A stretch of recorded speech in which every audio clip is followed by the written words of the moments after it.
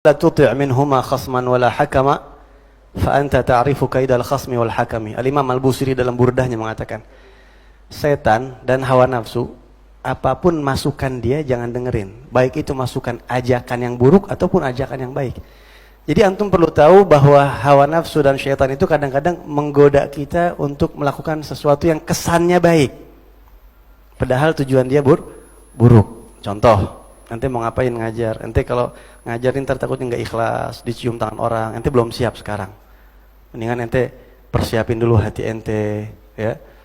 Kan ngajar itu kan, wah, disanjung-sanjung orang, dicium tangan sama orang, dikasih hadiah ini itu. Nanti ente bagaimana keikhlasan ente kalau kayak begitu? Ente nggak bakal ikhlas karena Allah Subhanahu Wa Taala.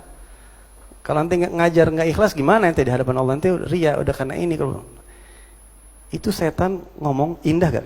Luar biasa. Hikmah syaitaniyah itu. Ya, itu hikam syaitaniyah itu. Atau bahkan setan kadang-kadang berbisik, ente jangan ceramah tentang keturunan Nabi melulu dong. Ente kan Habib. Nanti orang ngira ente gila hormat loh. Jangan begitu, jaga harga diri ente. Biar orang lain yang ceramah. Cakep gitu? Cakep kan? Setan ngasih masukan. Itu namanya hakama. Dia ngasih hikmah. Ngasih nasihat dia sama kita. Tapi tujuannya baik apa buruk? Buruk. Biar umat nggak ngerti terus. Ana pernah ketemu sama satu orang yang ana nggak bisa biceramah sekarang. Ana nggak mau ngajar sekarang. Dulu nih, ini kurang lebih 2004, 2005 ana ketemu orang yang seperti ini. Ya, nggak bisa ana ceramah. Kenapa? Ana takut ngarepin amplop.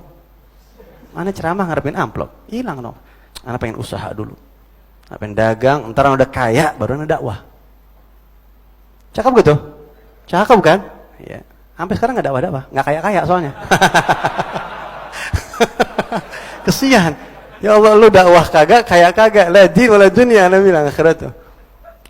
Jadi itu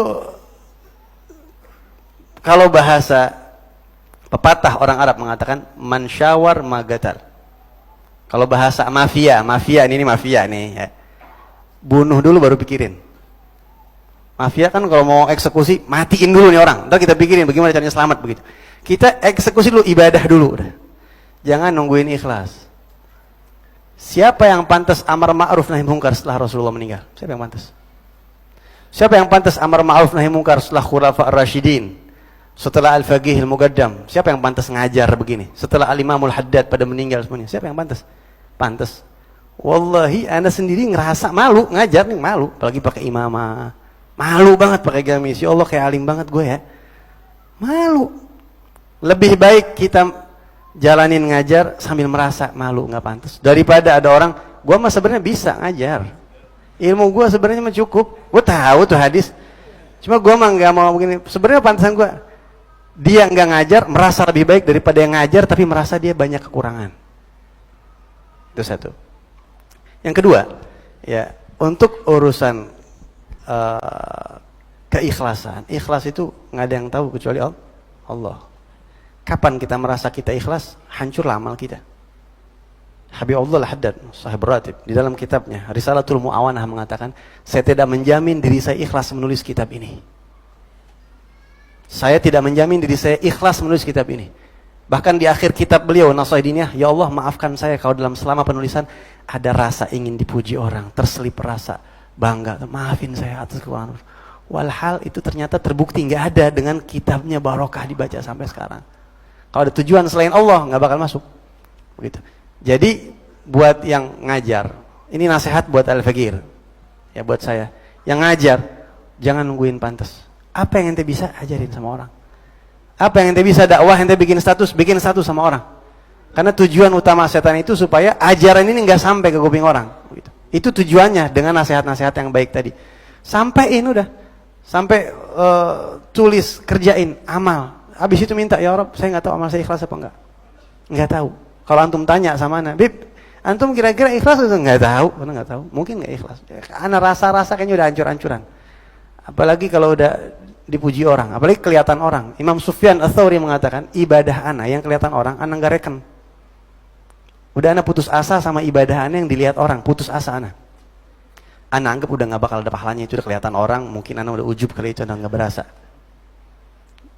Yang ana harapin ibadahannya nggak kelihatan sama orang, itu pun nggak tahu bagaimana. Jadi udah jalan aja, ya berjalan aja terus dan jangan menunggu ikhlas, jangan menunggu rapi. Terakhir sering saya kutip kata-kata Al-Imam Ibnu Athaillah As-Sakandari yang dikutip sama Al-Habibullah Al-Haddad di kitabnya Adab Sulukil Murid. Beliau mengatakan siru ilallahi urjan wa makasir. Terus berjalan menuju Allah walaupun harus pincang-pincang. Walaupun kamu harus makasir, pecah-pecah, babak belur. Kita jalan menuju Allah nih, ibadah. Ntar kena digodain setan jadi ria, diiniin. Terus jalan. Nggak bisa lari, ente jalan. Jalan susah, berat nih, godaannya banyak, merangkak. Ya. Wala tantabiru sihah, jangan nunggu bener. Mau terus ente sekarang kok udah ngajar, udah bener soalnya sekarang alhamdulillah, hancur malahan.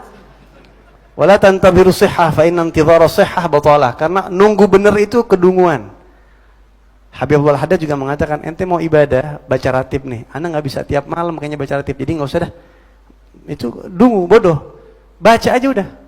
Bisa istiqomah apa enggak? Yang mulai dulu. Dimulai dulu. Jadi yang suka posting, suka bikin status, suka apapun, itu buat yang konteksnya teknologi ya. Kalau yang bisa nulis, tulis. Yang bisa ceramah, ceramah. Udah sampaikan. Habis itu kita bilang, ya Rabb, maafin saya kalau saya banyak kekurangan dan saya sadar saya banyak kekurangan. Ya Rabbana atarafna bi annana aqtarafna. Ya Allah, kami mengaku banyak dosa. Bi annana asrafna ala ladha asrafna. Kita ini terlalu boros, banyak dosa, dan mungkin kita ini kayaknya udah di jurang neraka kayaknya. Fatub alaina tauba taghsilu kulla hauba. Kita suka riak sama orang. Udah ngaku aja sama Allah. Makanya tadi tuh tiap malam atau di waktu-waktu tertentu sama Allah ngaku jelek-jelekin diri kita.